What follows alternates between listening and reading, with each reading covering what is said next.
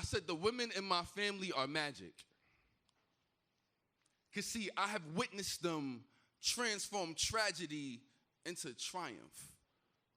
Cradling self-esteem and rocking pain to sleep with lullabies that soothe the average beast like me. See, I've seen them look death dead in the eyes and laugh like only a black woman could. With enough cocoa butter and shades to even out all of my dark places. With enough snaps, neck rolls, and hand claps to let you know when they ain't playing. Enough fortitude to last generations because, as we all know, black, it just don't crack like that. Facts.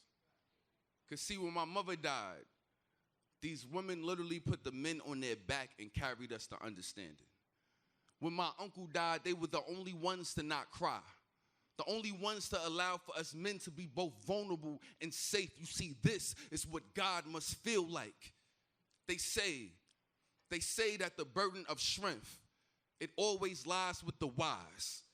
Well, these women birth boldness and can move mountains with their mouths. I remember overhearing conversations in the kitchen. And if y'all know anything, y'all know ain't nothing more magical than 4 black women in one kitchen, see. I watched them there. Conjuring feasts fit for kings.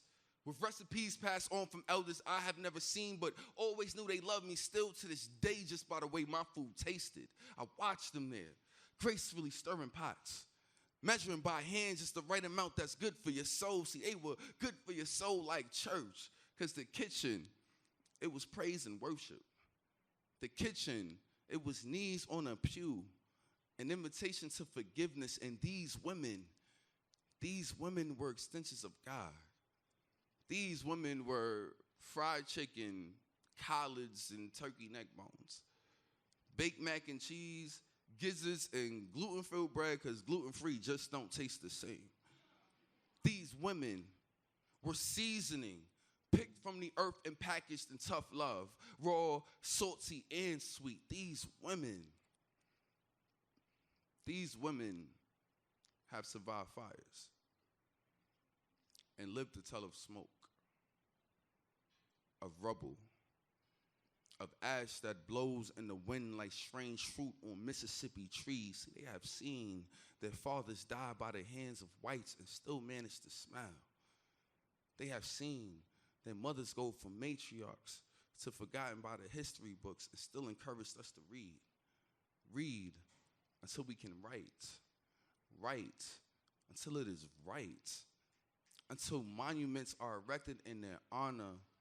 And even if they aren't, at least all of y'all will know that this little black boy came from a loving family. So it amazes me how hearing the rumblings of an empty stomach was the only motivation they needed. How they withdrew pain from wounds I never knew I had.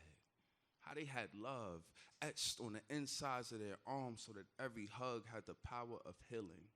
How they knew honey and ginger and apple cider vinegar worked better than anything a doctor could ever prescribe. I have no idea. I said the women in my family are magic, I swear. And I just want them to know that that monument they've been waiting for has always been right here. Thank y'all. I appreciate your time.